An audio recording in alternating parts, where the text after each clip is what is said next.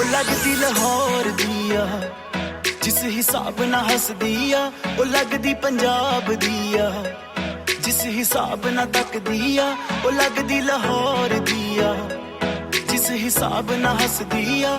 ਕੁੜੀ ਦਾ ਪਤਾ ਕਰੋ ਕਿਹੜੇ ਪਿੰਡ ਦੀ ਆ, ਕਿਹੜੇ ਸ਼ਹਿਰ ਦੀ ਆ, ਲੱਗਦੀ ਲਾਹੌਰ ਦੀ ਆ ਜਿਸ ਹਿਸਾਬ ਨਾਲ ਹੱਸਦੀ ਆ, ਉਹ ਲੱਗਦੀ ਪੰਜਾਬ ਦੀ ਆ।